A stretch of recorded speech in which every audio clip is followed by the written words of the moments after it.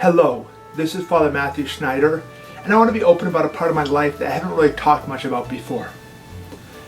I'm autistic. My whole life I felt a little different. I never really fit in, and I never understood why.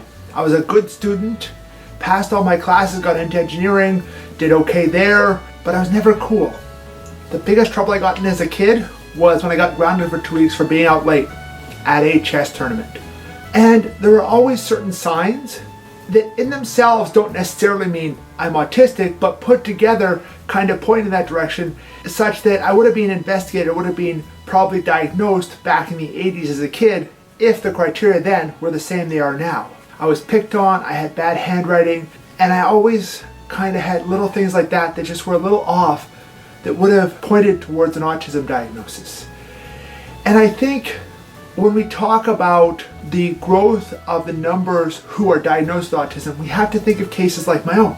In the 80s, I wasn't diagnosed not because I wasn't autistic, but because we had criteria for diagnosis that wouldn't have included me. And it's not caused by those external things we often think about. If I look at my own family, my parents are amazing parents. They aren't like the cold refrigerator parents you sometimes hear about. They're so amazing that all my sisters have chosen to go back and live on the same street as my parents, right next door and a few houses down. As a kid, I grew up on venison. My dad's a hunter, so he'd go out and shoot venison, and a lot of organic food because my parents like growing their own food. So I did have, in a way, that ideal food that people talk about. On the other hand, I know autism is highly genetic, and there's a lot of studies on this. I'm the first person in my family to be diagnosed, but looking historically, I can definitely see some tendencies from those who came before me. How did I get diagnosed? Well, my first year of priesthood was kind of tough. I was assigned to be the chaplain of school and work in the youth ministry for the Legion in a certain city. And after my first year of a 3-year assignment, they kind of said, you know what? This isn't working out well. Why don't you go and do something else? And I was kind of shocked. I wasn't expecting it. I knew it was a new role and I made some mistakes, but I figured, well, there's a learning curve. And almost anybody's going to make a few mistakes given a new role like that. However, right now I count this as a blessing because it led me to that autism diagnosis. So I don't just keep hitting my head against the wall in ministries that just aren't suited to me. About a year later, in early 2016, I was diagnosed by a psychologist with autism. And before, there was a distinction between Asperger's and autism. And the psychologist said in that distinction, I definitely fall under Asperger's, not autism.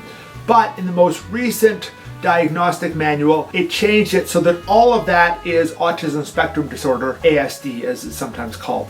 Since being chaplain, I've mainly been working behind the scenes for my religious community, and now I'm studying a doctorate in theology to either become a professor or a writer.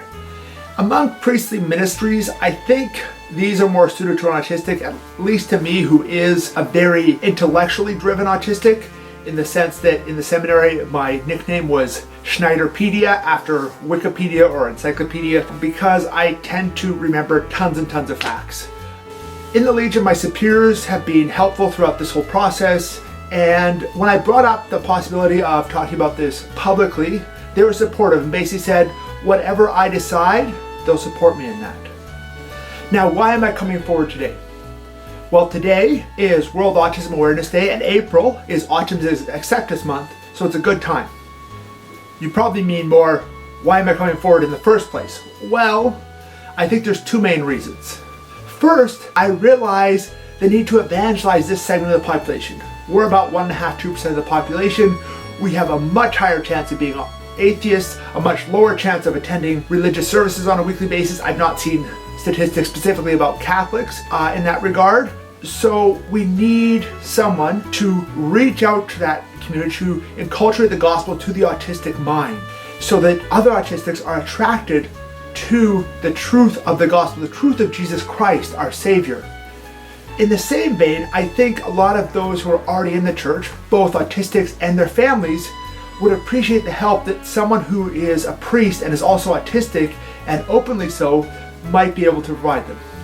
Secondly, I value transparency. I want to be honest, I want to be vulnerable, and I also value the freedom it gives me. I can pull out something like this when I'm out in public and do a little bit of fidgeting, or as we autistics tend to call it, stimming, without seeming totally out there. I'm autistic. We stim. It's just what we do. And in the same way, if we meet up somewhere and you look at me and you're like, he's a little bit off. Well, I'm autistic. That's just the way I am. So hopefully this helps. I started this channel to talk about autism and Christianity. And if you're interested in topics about that, please be sure to like, follow, subscribe, depending on what platform you're on.